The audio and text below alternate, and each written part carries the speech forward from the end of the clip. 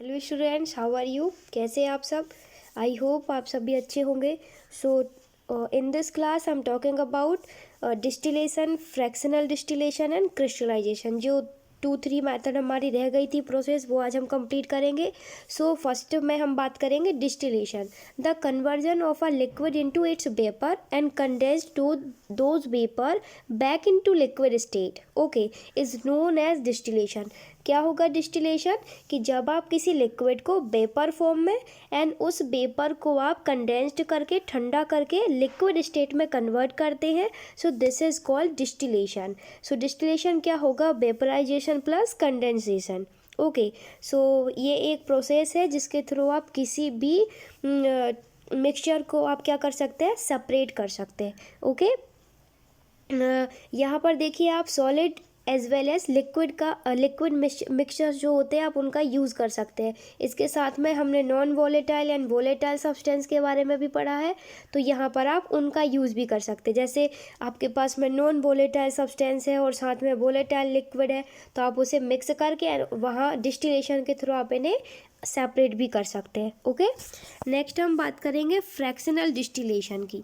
तो देखिए जो फ्रैक्शनल डिस्टिलेशन होगा इसमें इममिसिबल लिक्विड, ठीक है, सॉरी, मिसिबल लिक्विड्स होते हैं जो एक दूसरे में पूरी तरह से मिक्स हो जाते हैं. ओके, एंड जिनके बॉइलिंग पॉइंट्स बहुत ज़्यादा क्लोज होते हैं, ठीक है, मिनिमम 25 डिग्री सेल्सियस का जिनके बीच में डिफरेंस होगा, उन्हें फ्रैक्शनल डिस्टिलेशन के थ्रू सेपरेट किया जाता है. ओके, इसका आप स्ट्रक्चर अपनी बुक में देख सकते हैं कि इसका पूरा सेटअप कैसे होता है. ओके, देखिए इसमें फ़िलहाल मैं बता देती हूँ आपको. ट्राइपॉड स्टैंड होगा, बर्नर होगा एंड एक डिस्टिलेशन फ्लास्क होता है जो हम लेबोरेटरी में जाके देख सकते हैं कि कैसे होगा वो, ठीक है. तो उसमें क्या लिक्विड जिस मिक्सचर को आपको सेपरेट करना होता है उसमें उसे फिल कर देते हैं, ठीक है.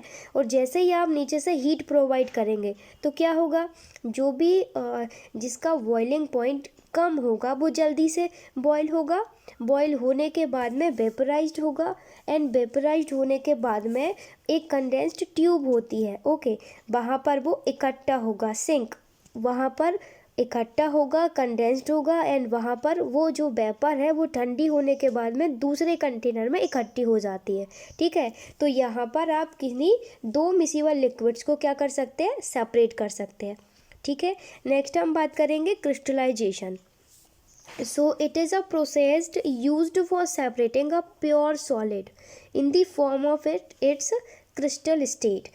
जैसे कि सॉल्ट है, ओके, सॉल्ट का यदि आपको सॉल्यूशन दे दिया जाए तो सॉल्ट को यदि वाटर में डिज़ोल्व कर दिया जाए, प्योर है सॉल्ट, ओके, एंड उसे आपने सॉल्यूशन के फॉर्म में कन्वर्ट कर लिया, ठीक है. और यदि आप उसे क्रिस्टलाइज करेंगे, मीन्स आप जब उसे हीट करेंगे तो क्या होगा? जो वाटर होगा वेपराइज्ड होकर उड़ जाएगा, ठीक है. तो आपके पास में प्योर सॉल्ट के क्रिस्टल प्रेजेंट होंगे, राइट. सो इस प्रोसेस को क्या बोलेंगे? क्रिस्टलाइजेशन. मीन्स यहाँ पर जो प्योर सॉलिड होता है इसको इसके क्रिस्टल फॉर्म को हम सेपरेट कर सकते हैं सॉल्यूशन में. ओके, क्योंकि यहाँ पर जो टेम्परेचर है वो ज़्यादा होता है.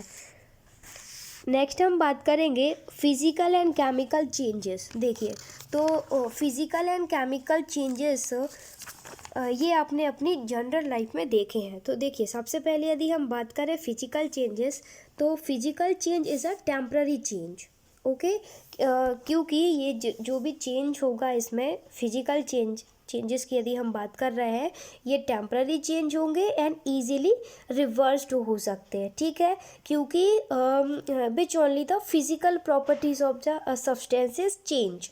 ओके, कि फिजिकल प्रॉपर्टी अकेली चेंज होगी और आप इसे फिर से उनकी जो ओरिजिनल स्टेट है आप उसे उसमें रिवर्स कर सकते हैं. So this is called physical change. Okay, and physical जो चेंज हो गए रिवर्सिबल होते हैं, टेम्पररी होते हैं. इसके बाद में नो लॉस और नो गेन वाली कहानी होती है इनमें, कि ना एनर्जी ख़त्म होगी और ना ही एनर्जी का लॉस होगा और ना ही एनर्जी को वो गेन कर सकते हैं. Okay, during the physical change, ठीक है. जैसे कि बॉइलिंग ऑफ वाटर, ठीक है, जैसे आपने बॉईल किया, ठीक है, तो बॉईल करने के पहले वो लिक्विड स्टेट में प्रेजेंट होगा और बॉईल करने के बाद में गैसेस स्टेट में प्रेजेंट होगा वेपर फॉर्म में, लेकिन क्या वाटर की टेंडेंसी है वाटर चेंज होगा? नहीं होगा, वाटर तो वाटर ही रहेगा ना। ओके, एंड या ऐसे कई सारे एग्जाम्पल हैं, ठीक है, जैसे कि मेल्टिंग ऑफ वैक्स हो गया, मेल्ट होने के बाद में वो फिर से वैक्स आपको मिलेगा, जैसे वो सॉलिड स्टेट में प्रेजेंट है वैसे लिक्विड स्टेट में प्रेजेंट होगा, ठीक है। इसके अलावा वाटर एसिडिटी व dissolving carbon dioxide in water, ठीक है, sublimation of camphor, melting of water in a pan, ठीक है। तो ये सब किसके एग्जाम्पल हैं? फिजिकल चेंज के। नेक्स्ट यदि हम बात करें केमिकल चेंज की, सो chemical change is a permanent change which can not be reversed and in which the chemical properties of a substance change. Okay, कि ये जो केमिकल चेंजेस होते हैं ये परमानेंट चेंजेस होते हैं एंड इन्हें रिवर्स नहीं किया जा सकता। जैसे कि रस्टिंग ऑफ आयरन, यदि आपकी आयरन जो घर के बाहर पड़ी है, ठीक है, यदि उसमें जंग लग गई तो क्या आप उसे वापस सही कर सकते हैं? आप फिर से उसे नया बना सकते हैं? नहीं बना सकते ना। तो ये क्या होता है इधर? केमिकल चेंज की जो परमानेंट होते हैं ना, आप इन्हें रिवर्स उनकी ओरिजिनल कंडीशन में वापस लेकर नहीं जा सकते।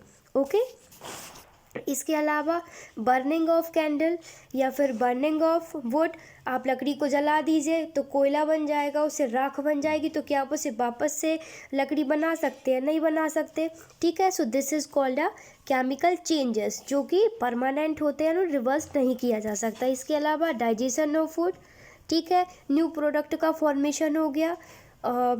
जब भी डाइजेशन होगा तो new product are formed during digestion and these can not be converted back. Okay, so ये केमिकल चेंज होगा। सो केमिकल और फिजिकल चेंज में आप इजीली डिफरेंस भी कर पा रहे हैं कि ये कैसे होंगे। ओके, अब हम बात कर लेते हैं केमिकल चेंज के टाइप की। सो 2 type of chemical change, first exothermic and second होगा एंडोथर्मिक। एक्सो का मतलब होता है कि वहाँ से एनर्जी रिलीज होगी। ओके, कुछ चेंज ऐसे होते हैं, कुछ केमिकल रिएक्शंस ऐसी होंगी जहाँ पर एनर्जी रिलीज होती है एंड कुछ रिएक्शन ऐसी होंगी जहाँ पर एनर्जी का लॉस होगा। सो जितनी भी एक्सोथर्मिक चेंज होते हैं, एक्सोथर्मिक रिएक्शन होती हैं, वहाँ पर हीट क्या होगी? इवॉल्व होगी, ठीक है ना, वहाँ से हीट रिलीज होती है, ठीक है। जैसे बर्निंग ऑफ कैंडल, ठीक है, या बर्निंग ऑफ वुड, तो आप जैसी लकड़ी को जलाएंगे तो वहाँ से हीट प्रोवाइड होगी। ओके, एंड यदि हम एंडोथर्मिक चेंजेस की बात करें तो यहाँ पर क्या होगा?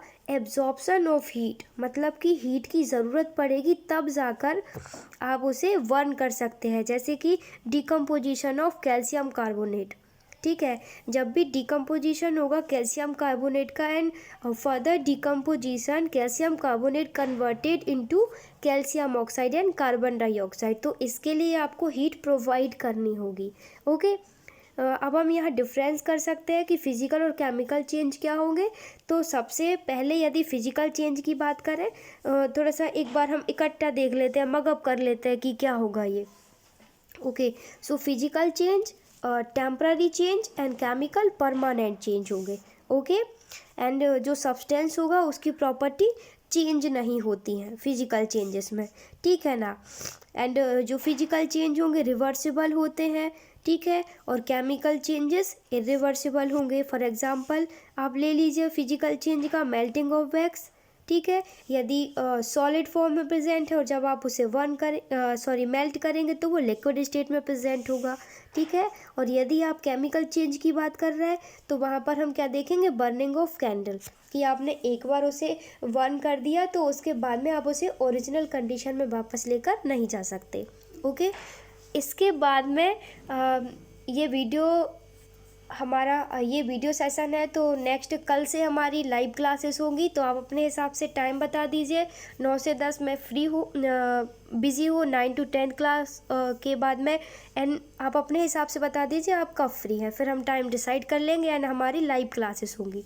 Okay, thank you so much, thanks for watching.